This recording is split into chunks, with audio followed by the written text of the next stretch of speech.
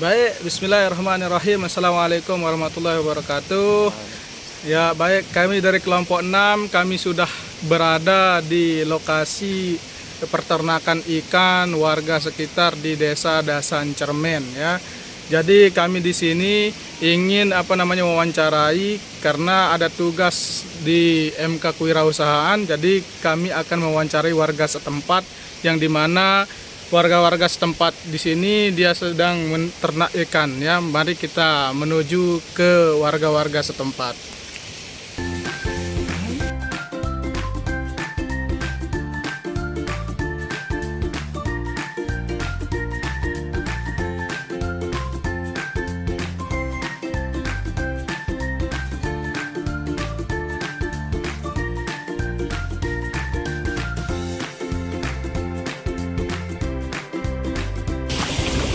Assalamualaikum warahmatullahi wabarakatuh. Waalaikumsalam warahmatullahi wabarakatuh. Izin Bapak, boleh nggak kita izin wawancarai karena tadi ada tugas dari perkuliahan dalam mata pelajaran kewirausahaan masalah ternak ikan. Oh, baik.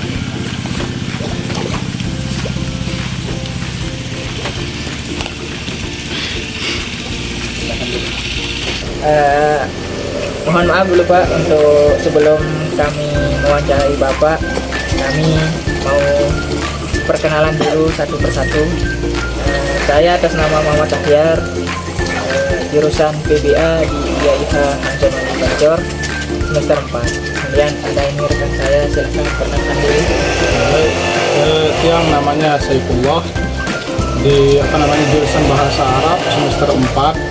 Di sini kita punya tugas dari dosen kami yaitu MK Kewirausahaan mewawancarai warga-warga desa Dasan Cermen tentang peternakan ikannya. Silakan. Saya memperkenalkan diri saya. Nama saya Ahmad Yasin Ali. Saya dari jurusan PBA. Saya semester 4 juga sama seperti rekan-rekan saya. Dan lanjut saya serahkan kepada Muhammad Tahyar. Nah, kemudian untuk wawancara pertama Bapak, ya saya mewakili rekan saya menanya masalah sejarah awal mula Sida merintis peternakan ini kayak gimana gitu. Oke ya, sebelumnya saya perkenalkan dulu ya. Saya perkenalkan nama saya Mujin. Saya dari Desa Dasan Cermen ya. Dalam hal ini saya cukup lama sebenarnya merintis istilahnya peternakan ikan ini ya. Awal muala dari inspirasi atau pemikiran ya atau ide lah gitu ya terkait dengan peternakan ikan ini diawali dari sebuah ide bagaimana supaya kami itu kan keluarga di sini ini sebenarnya usaha keluarga sebenarnya ya. Ini diawali dari pemikiran bagaimana supaya kita yang suka makan ikan ini kan bisa makan ikan walaupun kami tidak punya kolam gitu kan. Nah, sedangkan di sini kami hanya punya sawah, di sini semuanya sawah gitu kan. Sebelum jadi kolam seperti sekarang ini gitu. Jadi itulah pemikirannya dulu atau idenya gitu, gimana supaya kita itu bisa makan ikan walaupun kita tidak punya kolam. Terus apalagi kami di sini selain jadi petani itu dapat dua-dua gitu kan, ada ikan ada padi juga gitu. Itu awalnya dulu gitu. Nah, itu kemungkinan dulu kalau nggak salah saya awali dari tahun 2003 mungkin waktu masih MI itu gitu. Nah, itu awalnya dulu untuk peternakan ikan ini gitu. Itu diawali dari sana. Kemudian dulu itu karena belum punya kolam kan, kami bikin sawah ini gitu. Setelah gimana ya menggambarkannya, sebelum istilahnya jadi kolam gitu kan, kami udah punya kolam, itu sawah ini kita garap dulu gitu kan pakai traktor gitu kan. Dulu masih pakai sapi ya, tapi sekarang udah ada traktor gitu. Nah, traktor itu sawah kita bajak dulu gitu. Nah, setelah sawah jadi kita keringkan dulu beberapa hari gitu. Nah, di tengah-tengah sawah itu kita bagi dua dulu gitu kan. Sawah misal satu petak sawah kita bagi dua, di tengahnya itu kita bikin parit gitu modelnya gitu. Parit dulu gitu. Nah, terus kita nah, setelah kita bikin parit di sekeliling sawah itu kan, nah barulah kita masukkan air dulu lagi gitu. Nah, baru setelah airnya masuk kita biarkan beberapa hari, barulah ditanami padi gitu kan. Nah, setelah ditanami padi kita keringkan lagi gitu kan. Di situ ada waktunya kita kalau bahasa Lomboknya itu berabuk ya, kita memupuk dulu kan. Nah, jadi setelah dipupuk di situ kan dimasukkan air lagi kan. Nah, kita tunggu lagi sekitar beberapa hari lah gitu kan, supaya air dari pupuk itu tidak membuat bibit ikan mati gitu kan. Nah, kita tunggu seminggu lah gitu, seminggu gitu. Nah, setelah waktu seminggu barulah kita mulai membeli bibit ikan gitu. Dulu itu kami hanya berani membeli bibit ikan sekitar 500 biji gitu. Nah, itu awalnya dulu gitu. Nah, 500 biji, dan ternyata kan sebenarnya kan ini kita bukan mau usaha dulu kan. Kita hanya karena kita suka makan ikan gitu kan. Tapi ternyata 500 bibit ikan itu berhasil gitu kan. Nah, berhasil gitu. Kita beli harga 100 sebiji dulu, masih ukuran ibu jari gitu kan. Itu ukurannya tuh gitu. Nah, setelah beberapa waktu gitu kan, kita mau panen padi gitu kan, karena sudah mulai menguning gitu kan, ikan juga sudah mulai membesar gitu kan. Dan di situ kami kebingungan gitu, kita nggak punya kolam untuk nampung ikan gitu kan. Terus padi sudah mau dipanen gitu kan, bingung juga. Di situ kita mikir gimana nih supaya ikan ini ada yang beli gitu kan, ada yang borong gitu. Karena kan kita nggak mungkin mau pelihara ikan itu gitu, sedangkan kolam udah nggak ada, sawah udah mau dibajak gitu kan, ya dipanen gitu. Nah, dari sanalah kita mikir untuk minjem gitu kan. Kan ada di bank BRI itu ada istilahnya sistem kur gitu kan. Nah, sistem kur. Nah, kalau kita misalkan minjem uang 25 juta, itu nanti selang berapa tahun kita mengembalikan uang 25 juta plus bunganya 3 juta dulu. Itu awalnya untuk beli pakan ikan gitu. Nah, itu sebenarnya asal muala dari peternakan ikan ini gitu. Ini intinya ini adalah usaha keluarga gitu. Kemudian untuk modal awal Bapak berusaha itu kayak gimana? Apakah dulu pas modal awal di sana itu pakai uang sendiri dulu atau gimana? Langsung minjem di bank atau gimana? Oh iya, terkait dengan masalah modal ya. Dulu memang kita modal sendiri gitu kan, karena dulu itu kan kita belum pelihara dalam kota yang cukup besar gitu, seperti yang sekarang teman-teman mahasiswa lihat gitu kan. Nggak seperti ini dulu gitu, masih dalam bentuk sawah gitu. Nah, jelas dulu kita pakai modal sendiri gitu. Pakan pun dulu masih kita dapat 100 gitu, 180 gitu per satunya gitu dulu gitu.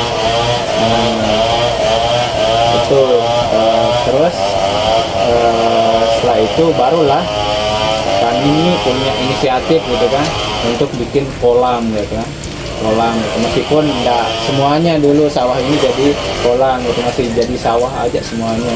Kami hanya bikin kolam yang kecil gitu. Tapi tetap kami menjalankan peternakan itu sambil tanam padi, sambil beternak ikan. Nah, di sini ada fotonya, boleh saya perlihatkan. Nah, ini modelnya dulu nih. Nah, kan? Ini sawah yang kami bikinkan parit di tengahnya gitu. Bisa video ya.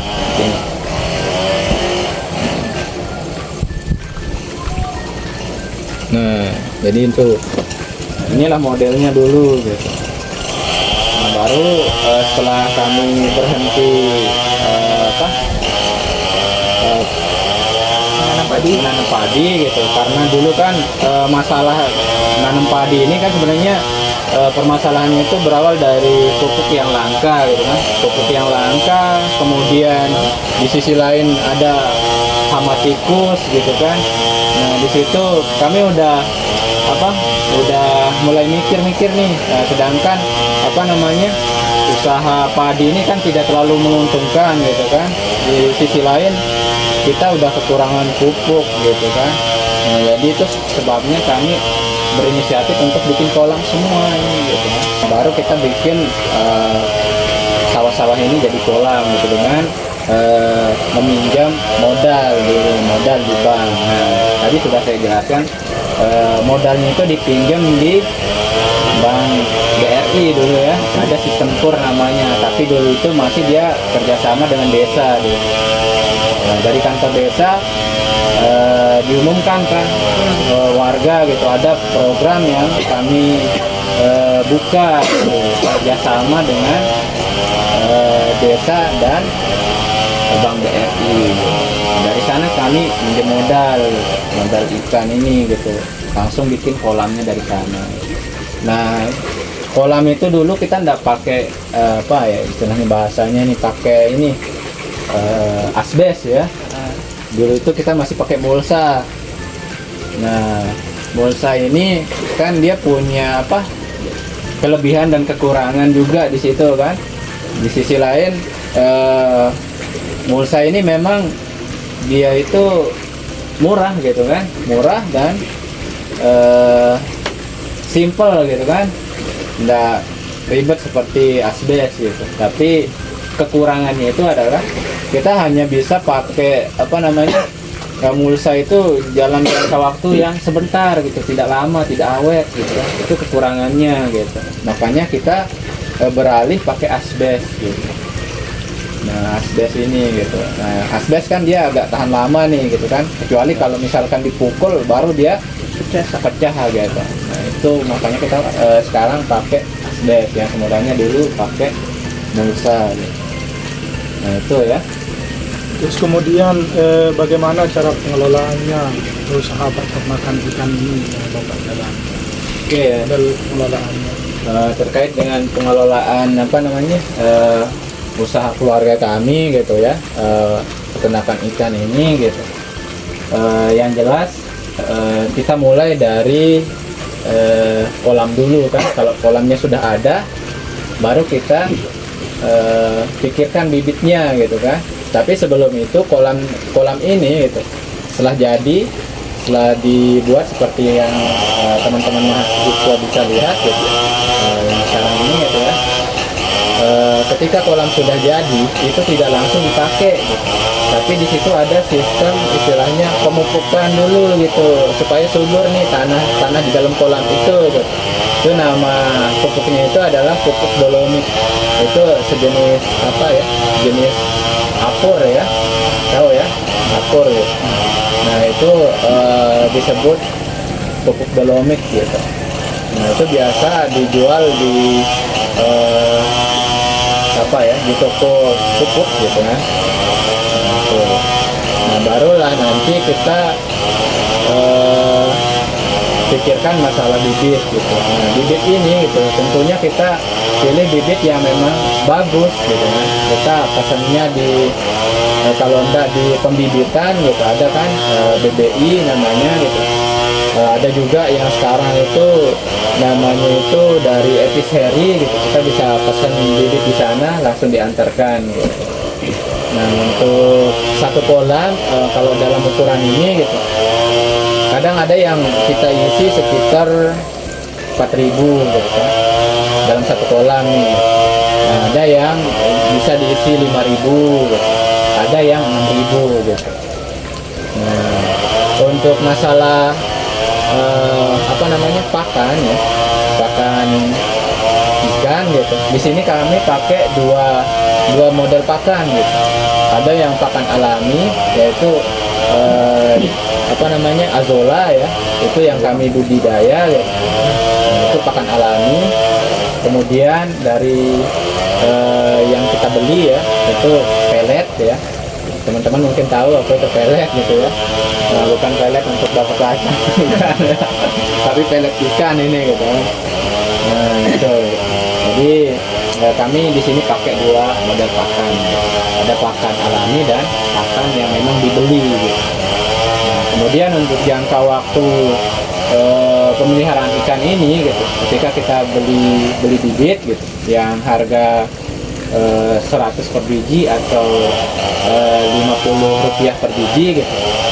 Di sini kalau kita misalkan beli sekarang, itu panennya kemungkinan paling cepat 5 bulan gitu. Tapi kalau kita mau pemadatan pemadatan daging, kita bisa sampai 7 bulan juga gitu. Dan di situ ikan-ikannya udah besar-besar gitu kan. Nah, kalau misalkan kita panen di 5 bulan, itu kekurangannya kadang dagingnya belum pemadatan gitu ya. Ya gitu. Jadi intinya panen ikan ini kita bisa panen antara kisaran 5 sampai 7 bulan. Ya, selanjutnya itu apa sih tantangan-tantangan dan hambatan Bapak di peternakan ikan ini setelah menjalani peternakan ikan ini? Hambatan dan tantangan itu seperti apa saja? Terkait dengan hambatan dan tantangan kita, ya jelas ya, semuanya pasti punya hambatan dan ada juga tantangan gitu. Tapi di sisi lain pasti ada solusinya gitu kan. Nah, yang jelas di sini terkait dengan hambatannya ya. Hambatannya itu yang pertama di sini kadang bibit ikan itu kadang mati ya. Nah, itu satu. Bibit ikan yang kami lepas itu kadang mati gitu. Di sisi lain hambatan yang kedua yang menghambat peternakan ikan ini untuk sukses gitu kan. Kadang bibit ikan yang kita beli itu tidak sesuai dengan yang kita pesan. Maksudnya misalkan di sini kita pesan 10.000 tuh gitu kan. Nah, kita diantarkan 10.000 ke sini gitu kan. Bahasanya 10.000 gitu. Tapi akan kelihatan nanti di akhir ketika kita panen itu timbangan atau pendapatan dari satu kolam itu yang isinya katanya sekian, ternyata kelihatan ketika kita panen gitu kan. Ternyata tidak sesuai 10.000 kalau memang 10.000 gitu kan. Hanya berapa kintal yang kita dapat kan. Nah itu untuk hambatan yang lain gitu. Ya di sini untuk usaha peternakan ikan ini adalah pakan yang sering naik gitu kan. Nah, pakan yang sering naik gitu. Nah, jadi terkait dengan pakan yang sering naik ini gitu, itu yang membuat kami mencari solusi gitu kan, supaya walaupun pakan naik tapi ikan tetap bisa makan gitu kan. Nah, sehingga kita pakai yang namanya bibit alami pakan alami itu ya, azola gitu. Nah itu solusinya gitu, terkait dengan pakan yang sering naik gitu. Nah kemudian untuk hambatan yang lain, kadang kita kesusahan ketika mau menjual ikan gitu. Nah ini mungkin PR untuk teman-teman mahasiswa ya di bidang wirausaha, karena di sini hambatannya itu kadang kan para pemasok ikan gitu kan udah banyak, dia mau panen ikan nih di kolam sini, ada yang udah nelpon, di situ ada yang sudah telepon kan, dan akhirnya kami yang sudah cukup waktu panen itu waktunya lebih dari 7 bulan gitu kan. Kita nunggu giliran untuk di panen ikannya gitu, atau diambil ikannya gitu. Itu hambatannya. Kemungkinan ini bisa menjadi PR untuk kita gitu, atau teman-teman mahasiswa carikan solusi gitu. Mungkin ada dari program pemerintah nanti yang istilahnya bisa mendukung dari peternakan ikan masyarakat di sini gitu, supaya pemerintah itu membuatkan kita program untuk pemasukan ikan keluar dan sebagainya gitu. Yang tentunya program itu terpercaya gitu. Kadang kendala yang kita temukan di sini gitu, kita bisa cepat jual ikan, tapi kadang kan banyak pedagang ikan yang istilahnya tidak jujur gitu kan, atau pembeli ikan yang tidak jujur gitu. Kita jual di pembeli itu, dia bawa kabur bayar ikannya gitu, sedangkan ikan udah dibeli kan. Nah jadi itu hambatannya gitu. Mungkin dari pemerintah nanti dibikinkan solusi gitu supaya kita bisa kirim ikan keluar daerah gitu kan. Nah itu gitu. Selain itu hambatan yang lain kadang di sini ya di perairan ya, di sistem irigasi ini, karena kami ini daerahnya itu adalah daerah yang rawan longsor gitu, parit kadang rusak gitu kan karena banjir bandang gitu, dan akhirnya pematang parit itu kan terbawa oleh banjir bandang itu gitu, dan akhirnya kami harus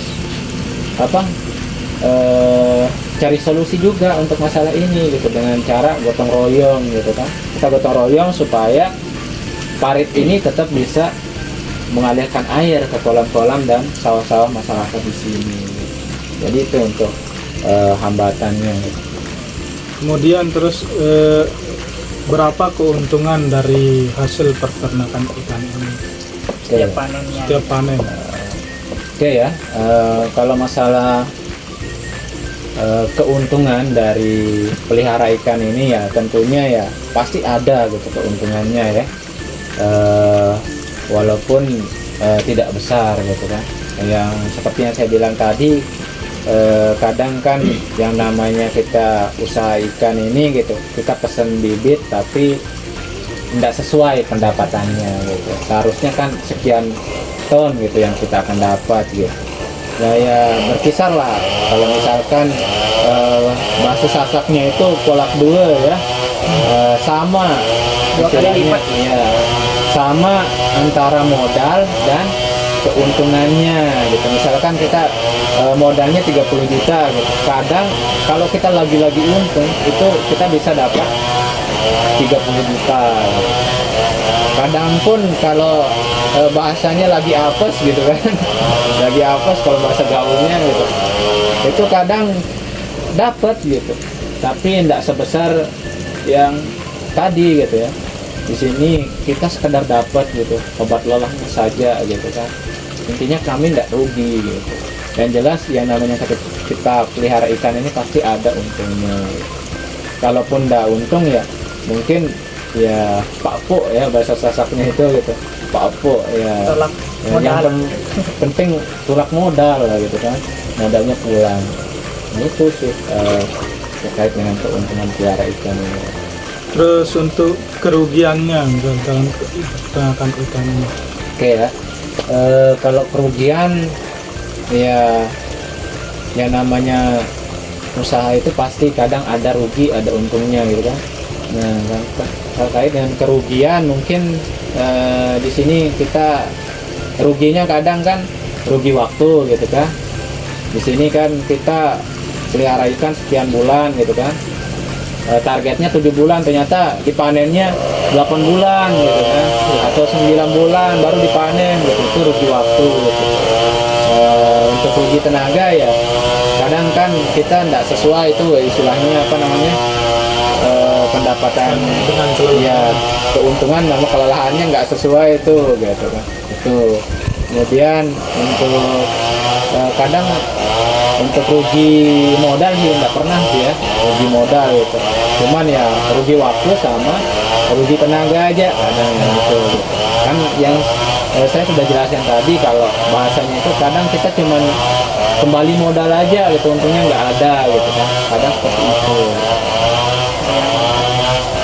Untuk untuk karyawannya untuk di peternakan, apakah Bapak punya karyawan atau dari keluarga sendiri atau bagaimana? Oke ya, terkait dengan karyawan di sini kami belum punya karyawan ya. Yang jelas di sini kami ini yang namanya usaha keluarga ya, diurus sama keluarga gitu kan. Kadang kalau misalkan saya ada di rumah, ada bapak yang gantiin untuk kasih makan ikannya gitu kan. Kadang kalau bapak juga di sini gitu, kadang ibu yang bantuin untuk kasih makan ikan gitu. Itu untuk intinya untuk karyawan nggak ada ya. Mungkin hanya ini saja yang kita perlu tanyakan. Terima kasih banyak atas waktunya Bapak untuk membersamai kita dari mahasiswa di Pancor yang di Pancor. Mungkin kita berterima kasih kepada Bapak. Mohon maaf sebelumnya telah mengganggu waktu Bapak pada sore hari ini. Ya mungkin hanya itu saja.